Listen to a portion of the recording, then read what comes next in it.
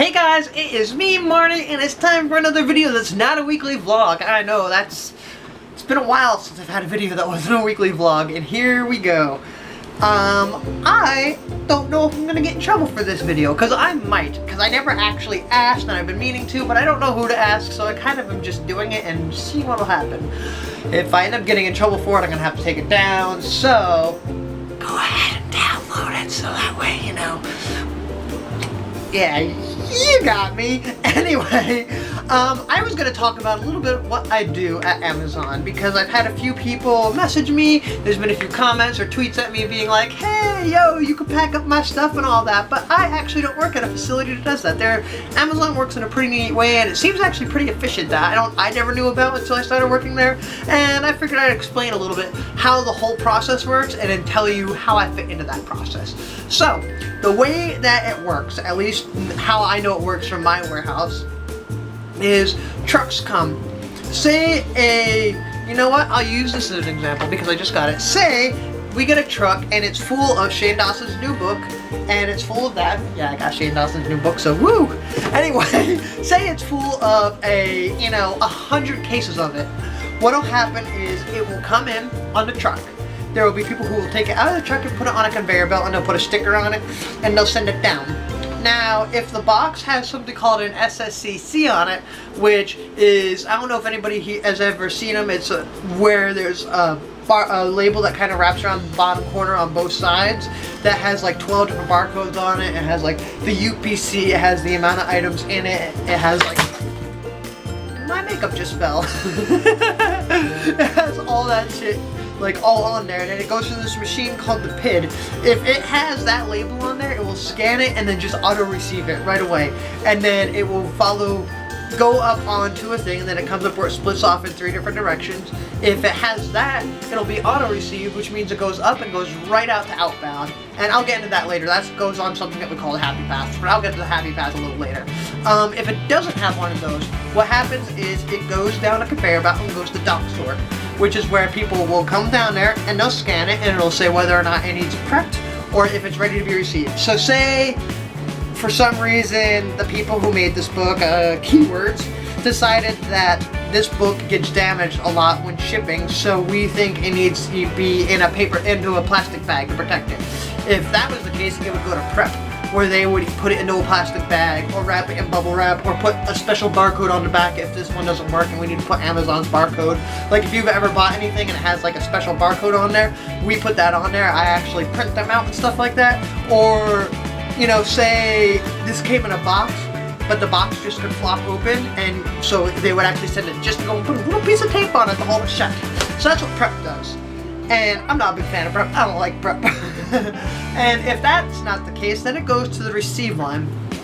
If it's ready to receive, what happens is we get the box, they put out all the things on the pallet, and then they take it to a receiver. At the station, they'll take the box and they'll sit it down, and then they'll they'll put a red sticker on it, which is the case label, which is basically like saying this sticker is now this box, so that way when they scan this sticker, then it's like, okay, this sticker is virtually that box, if that makes any sense. It's really hard to grasp.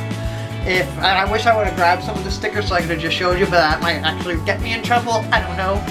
But anyway, after that, then you have to scan the ISD, which has to deal with, basically it links it to the shipment that it came in. So basically you do that, and then you dump out all the items, and then you go and you scan them one by one and then put it in the box. So you scan, enter 1. Scan, enter 1, and you just do that individually. So with Shane's, basically I'd scan the book, and then we have a little 1 that we could just scan and it automatically enters 1 in. So I'd scan the 1, and then I'd sit it in the box. And just keep doing that until, well, with the book, it would be about 24 in a box. I want to do that, and then once it's all done, I'd tape the box shut, I'd put a white sticker on it, and then I would go on the computer, say to close it, and now when the computer knows, when it scans that box, it'll say that there is 24 copies of the book in there, and I verified it. So then after that, it'll go down and get sent to either sort, or it'll be sent right to a dock. If it goes to sort, this is where I'm not 100% sure, so this is where I kind of guess. If it goes to sort, what happens is they basically will go and they'll open it up and they'll scan the box, and they'll pull it out and they'll scan one, and it'll say put it into this tote, and that tote goes to a specific place, or that tote, and you know, vice versa, and then they get sent down, and then it gets put onto a truck. And from that truck, we ship to like 9 different fulfillment centers, and then from that truck it'll go to a different fulfillment center. So a long story short of what our fulfillment center is, it's a cross-stock center, and what it does is we get the product, we receive it, we prep it, we organize it, we verify it, and then we send it off to another fulfillment center. The fulfillment center that you guys get your stuff from. Basically, when it gets there, it's all ready, it's all verified, it's all checked, it's all prepared, that all they have to do is go, unpack it onto a shelf, and then just wait for somebody to order it, and then they can throw it in a box and send it away. Instead of having to go, find it, prepare it, whatever, verify that it's there and everything. There's fulfillment centers like mine that does all that work, that all they have to do is verify that that box is there, and then they know what items are there, and it's already verified. So it's pretty neat. My job is a receiver, which I explained what that is, or a problem solver, which I didn't get to that. A problem solver is somebody who, say you get a box and it doesn't have the ISD, the thing that links it to the shipment. I would go and hunt down that ISD, or I would go and like fix the title. Like sometimes if you go to the website, it won't have things listed the right way. I would actually go and put in a ticket to fix that, which is a lot of fun, and I love it because there's puzzles. Sometimes you'll get an item that, like, I'm trying to see if I have something in my room. Like say, I come in and in a tote there's this thing here. I don't know if you guys ever seen one of these. It's kind of like one of those weird credit card knife things that you can, you know, get. Anyway, it would be there, but there's no label on it, no barcode, nothing to really tell me exactly what it is. So I would have to go on a hunt on Amazon's website and figure out, try to get an idea of what this is, and then find it, and then see if this is actually what it is, if it's in our fulfillment center, and if it is, to fix the problem and get it received, which to me is a lot of fun. It's like a big giant scavenger hunt on Amazon's website. But yeah, so that is what I do at Amazon. So sadly, if you guys order something, I really won't ever touch it. I mean, there's a good chance I might actually touch it, but I won't know that it'll be yours. And it'll go through a whole bunch of different people and many, many miles before it even gets anywhere near you guys. But I figured I'd take some time and finally explain what I do, because I thought it was interesting, and I'm pretty sure a lot of you guys would find it was interesting. And I really hope I don't get in trouble for this.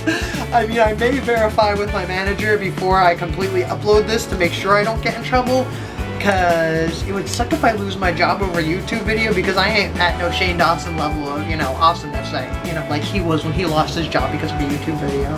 So yeah. Anyway, that is all for now. I really hope you guys enjoyed this video. If you did, go ahead and give it a big thumbs up. If you're new to the channel, go ahead and hit subscribe so you stay caught up on all my latest videos. I try to do at least a weekly vlog and then some sort of just video like this, or like a collab or something, just a fun different video every week. So try to get 2 up every week, and also be sure to check out all my social media in the description bar below. And I guess that is all. I shall see you guys next time, and I'd like to thank you guys for watching. Bye!